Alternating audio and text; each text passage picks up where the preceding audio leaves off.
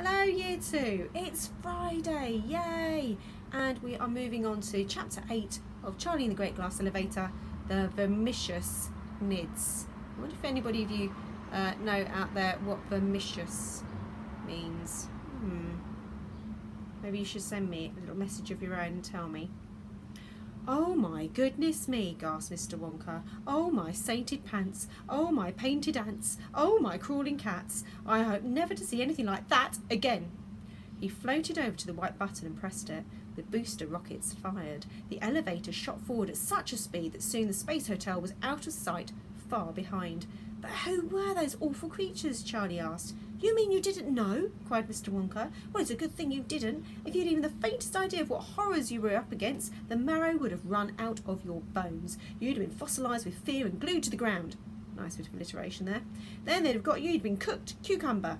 You'd have been rasped into 1,000 tiny bits, grated like cheese and flocculated alive. Flocculated doesn't sound like a very good thing, does it? They'd have made necklaces from your knuckle bones and bracelets from your teeth. Because these creatures, my dear ignorant boy, are the most brutal, vindictive, venomous, murderous beasts in the entire universe.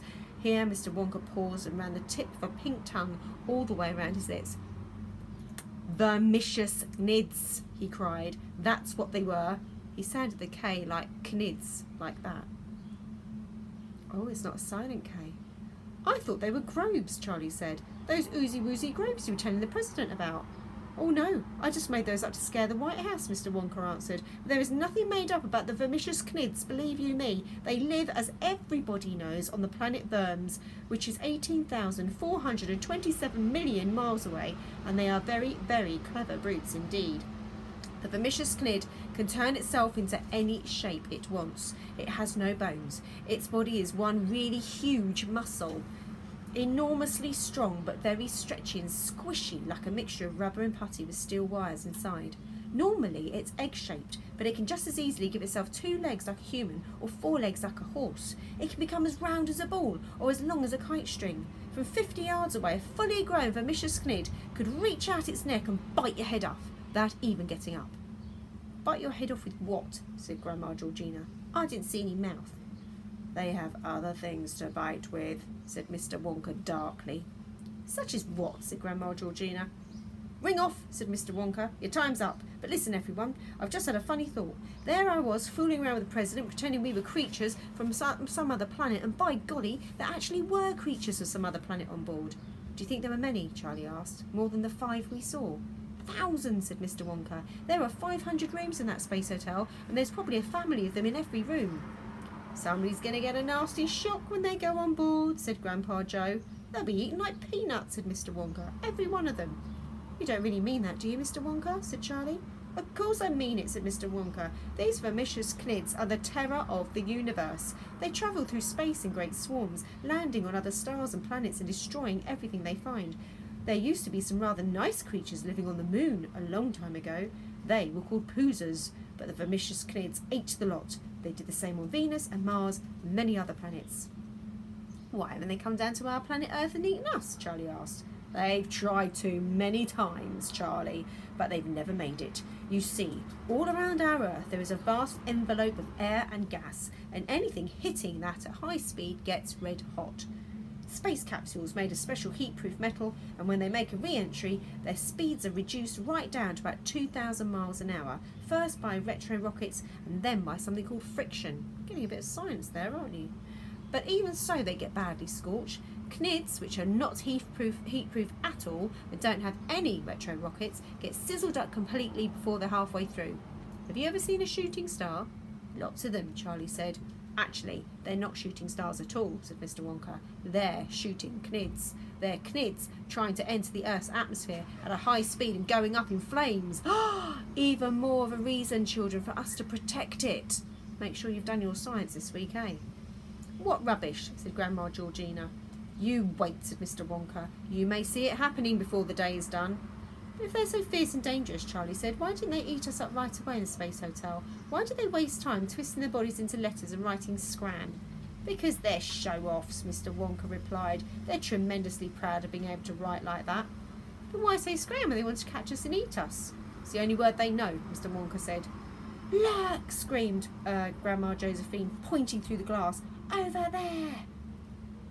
Before he even looked, Charlie knew exactly what he was going to see, and so did the others. They could tell by the high, hysterical note in the old lady's voice. And there it was, cruising effortlessly alongside them, a simply colossal, that's a good word for big, isn't it, Vermicious Knid, as thick as a whale, as long as a lorry, and with the most brutal, vermicious look in its eye. It was no more than a dozen yards away, egg-shaped, slimy, greenish-brown, with one malevolent red eye, the only one visible, fixed intently upon the people floating inside the great glass elevator. The end has come, screamed Grandma Georgina. He'll eat us all up, said Mrs. Bucket. In one gulp, said Mr. Bucket. We're done for, Charlie, said Grandpa Joe. Charlie nodded. He couldn't speak or make a sound. His throat was seized up with fright. But this time Mr. Wonka didn't panic. He remained perfectly calm. We'll soon get rid of that, he said, and he pressed 6 buttons all at once, and 6 booster rockets went off simultaneously under the elevator. The elevator leaped forward like a stung horse, faster and faster, but the great green greasy Knid kept pace alongside it with no trouble at all. Make it go away, yelled Grandma Georgina. I can't stand it looking at me. Dear lady, said Mr. Wonka, it can't possibly get in here. I don't mind admitting I was a trifle alarmed back in the Space Hotel, and with good reason, but here we have nothing to fear. The great glass elevator is shockproof, waterproof, bomb-proof, bulletproof, and Knid-proof, so just relax and enjoy it. Oh, Knid, you are vile and vermicious, cried Mr. Wonka. You are slimy and soggy and squishous. But what do we care, because you can't get in here, so hop it and don't get ambitious.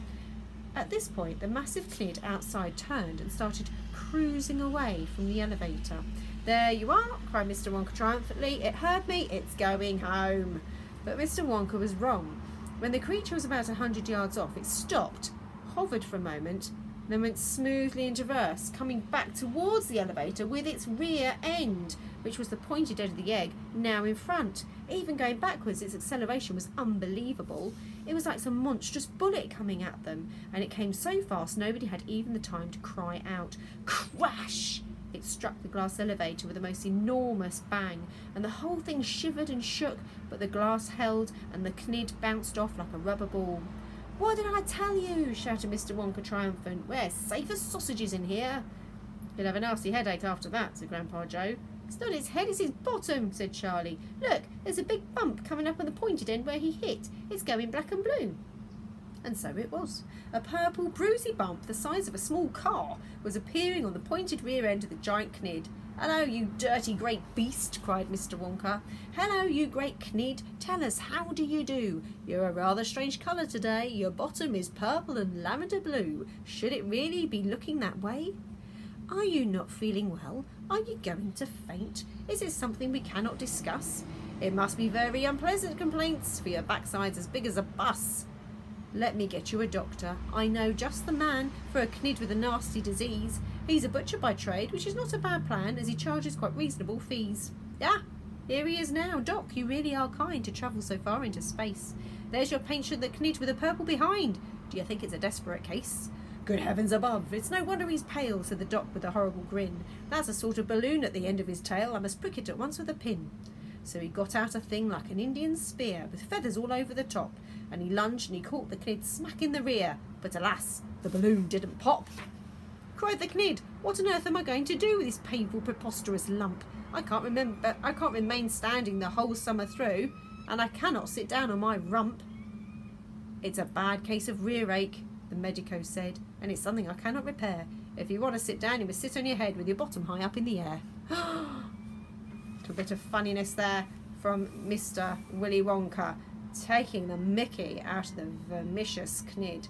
And there is a picture of it trying to attack the great glass elevator. Now, I don't know if you were listening just then in the background. If you heard that screechy noise, that's actually the sound of a peregrine falcon that comes here with his family every year to nest. It's very screechy, and even though they are an endangered species and very beautiful, Mrs. Tanner's not very keen on them sometimes. Oh, you might have seen it flying in the distance. It's that pigeon.